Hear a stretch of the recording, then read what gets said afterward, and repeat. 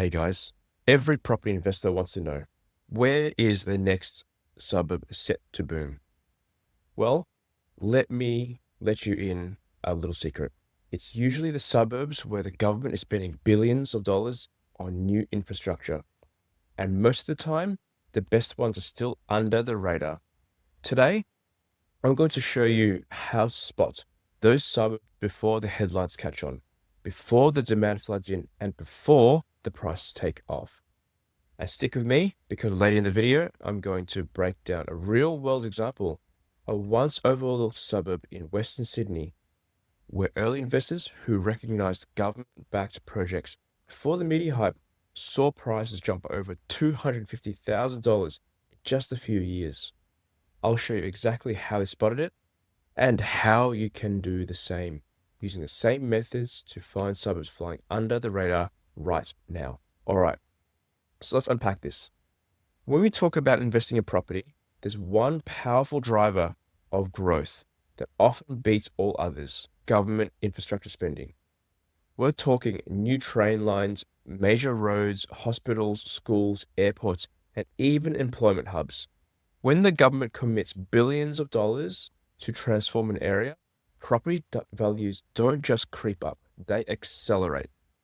But here's the kicker: the average Aussie investor usually hears about this after it's too late, when the property is already splashed across news bulletins, prices have surged, and the opportunity windows have shrunk. Smart investors know how to get in early, before the herd. That's exactly what we're going to cover today. So here's what we'll go through: the three types of government infrastructure projects that matter most for investors, how to research these projects before they hit the mainstream news, real world examples on how infrastructure transformed overlooked suburbs into boom markets, the risks you need to be aware of so you're not caught out chasing hype, and finally, exactly how you can apply this to your own suburb research strategy. First, not all infrastructure is equal. Just because the council adds a new playground doesn't mean house prices are going to double. So, what actually moves the needle? There are three main types of infrastructure projects that tend to trigger rapid suburban growth. Number one, transport infrastructure: train lines, light rail, major motorways, bypass, tunnels.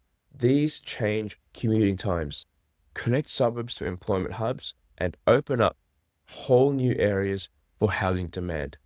Number two, health and education infrastructure. Think new hospitals, universities, medical precincts. Not only do these create jobs, but they attract families, professionals, and renters who want to live near stable long-term employment. And number three, employment and lifestyle precincts. Airports, business parks, entertainment centers, waterfront redevelopments. These projects attract workers, improve lifestyle appeal, and build long-term desirability. So when you hear about billions being poured into one suburb or region, your ears should perk up straight away. This is a flashing signal that demand could be heading that way. Now, how do you actually spot this before the mainstream media catches on?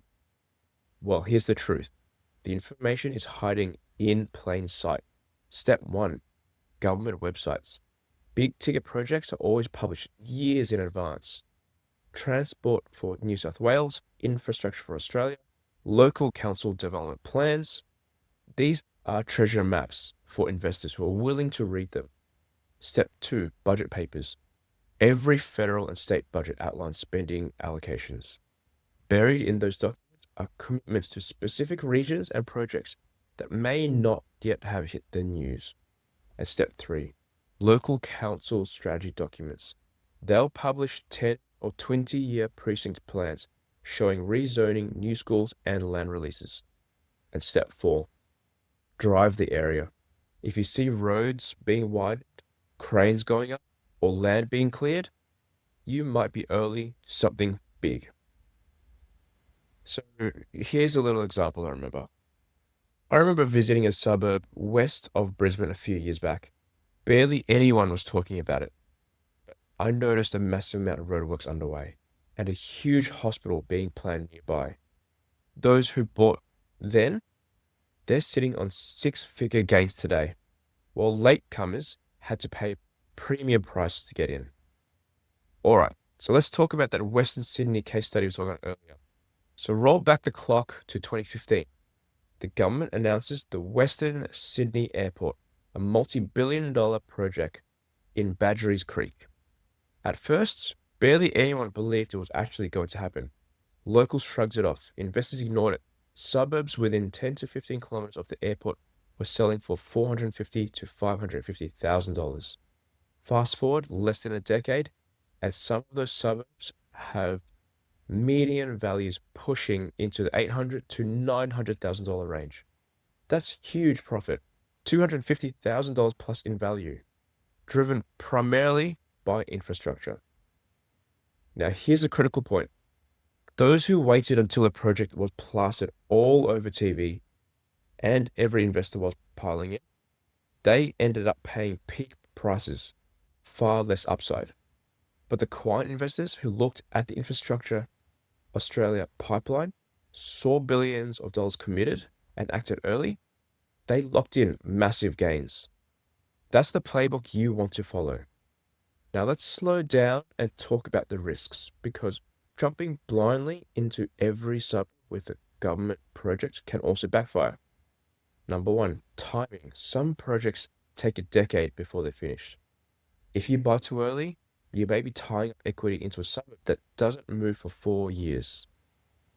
Number two, housing oversupply. Infrastructure that attracts developers. If thousands of new apartments or land estates flood the market before demand catches up, growth can stall. Number three, overhype. When the media frenzy kicks in, latecomers often pay a premium that bakes in all the upside. So the trick isn't just chasing projects, it's aligning timing, supply, and demand. Look for projects already under construction, not just promised. Look for suburbs with limited new supply, so population growth translates directly into price growth. Check vacancy rates, because if renters don't want to live there, prices won't move. Okay, so how do you actually put this into practice? Let's make it practical. Step one, and identify your state or federal infrastructure commitments in your target region. Step two, cross-check with local council growth plans and zoning. Step three, assess population growth forecasts for the suburb. And step four, look at current vacancy rates and rental yields. If you find a suburb where big infrastructure is locked in, population growth is coming, and supply is limited, that's your green light. That's the suburb under the radar with hidden upside. Let me give you a simple framework we use with clients when analyzing suburbs. We call it the ICE framework: infrastructure, capacity, employment. So infrastructure, what's being built? How will it change the way people live or commute? Capacity, how much room is there for population growth? And are there enough dwellings, or is the supply tight? And employment, what jobs are being created alongside the infrastructure? Is it sustainable, or just construction jobs that will vanish later?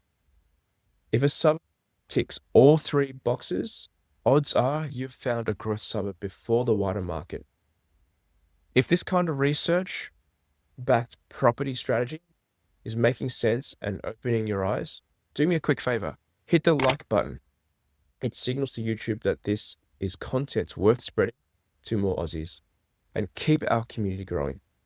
And if this is your first time here, please hit the subscribe. We make videos every single week to give practical Aussie-focused strategies. And if you're thinking right now, this all sounds absolutely amazing, I don't have the time to read government-backed newspapers or decode council documents, don't worry. That's literally what we specialize in. Our team works with clients to identify under-the-radar suburbs using this exact data-driven approach. If you want help finding the right suburb for your next investment property, backed by infrastructure growth, then book a call with us today. The link is down in the description. We'll run the numbers for your situation and map out a clear property strategy. Thanks.